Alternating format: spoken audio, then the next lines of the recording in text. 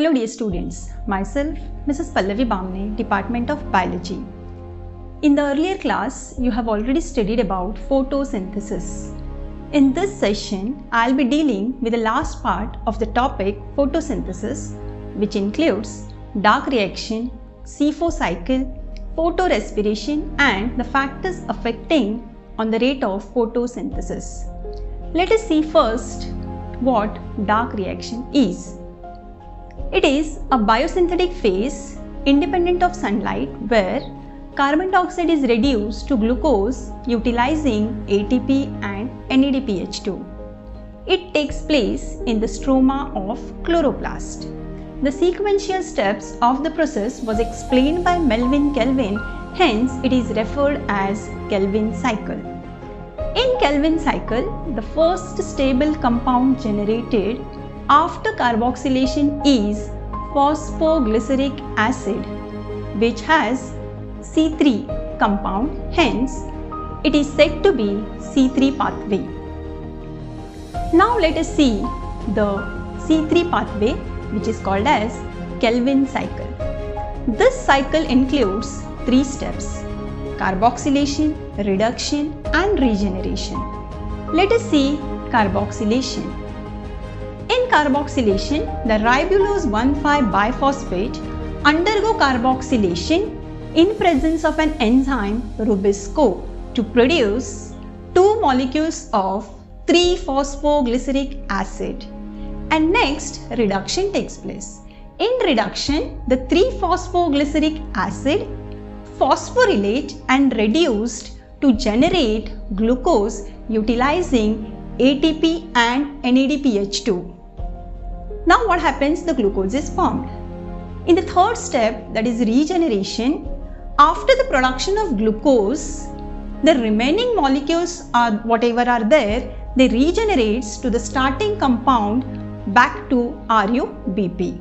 So in this way, the Kelvin cycle takes place. To generate 1 molecule of glucose, 6 Kelvin cycles are required, where 18 ATP molecules and 12 NADPH2 molecules are used. Next, let us study the C4 pathway, which is also called as Hatch and Slack pathway. This pathway is observed in most of the monocot plants or in C4 plants, which grow in tropical region where there is high temperature and drought conditions. The C4 plants are special and show Cran's anatomy.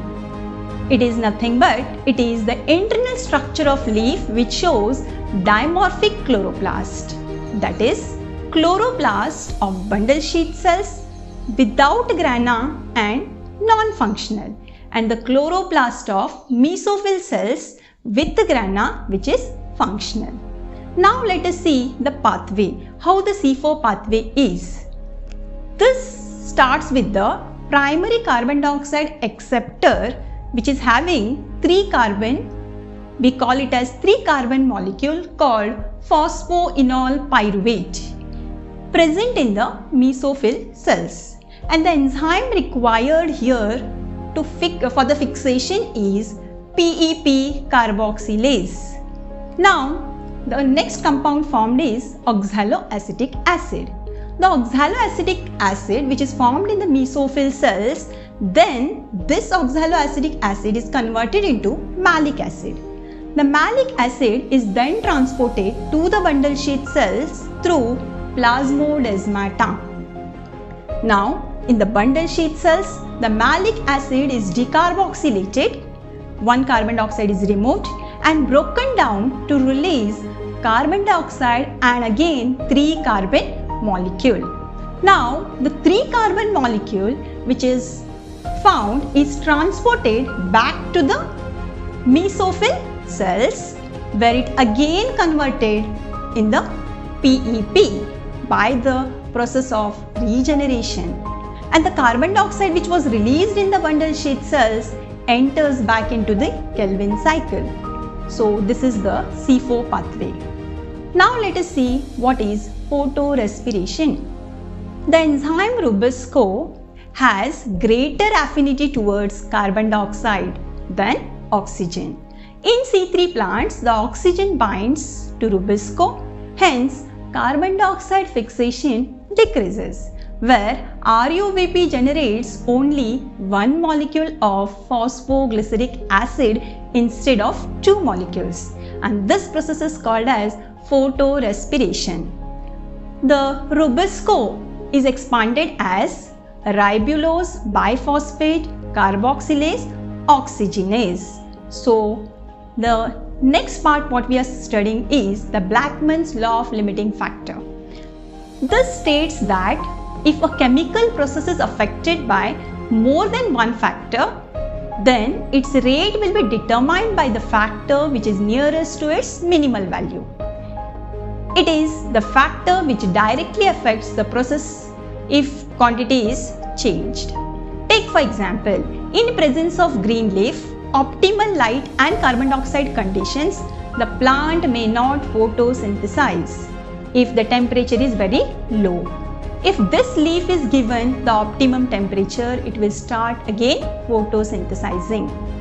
So the last part from this session or this chapter is factors affecting the rate of photosynthesis. We are going to study the four external factors: sunlight, carbon dioxide, temperature and water. First, let us see sunlight. The light quality, intensity and the duration of exposure to light affects photosynthesis. Increase in the light intensity beyond a point causes the breakdown of chlorophyll, inactivation of enzyme, and there will be decrease in the photosynthesis. The next factor is carbon dioxide. Carbon dioxide is the major limiting factor for photosynthesis. When the concentration of carbon dioxide is optimum, there is maximum rate of photosynthesis. But when the carbon dioxide concentration is low, the rate of photosynthesis is also slow. Next, the third factor is temperature. The C4 plants respond to very high temperature and show high rate of photosynthesis, while C3 plants have much lower their optimum temperature. The last factor is water. As we know, the plants require water and it is the most essential factor in the plants. The effect of water as a factor is more through its effect on plants rather than directly on photosynthesis. Water stress causes the stomata to close, hence reducing carbon dioxide availability. Water stress also makes leaves wilt, thus reducing the surface area of the leaves and their metabolic activity. So these are the four factors which affect the rate of photosynthesis. With this, I conclude here. Thank you.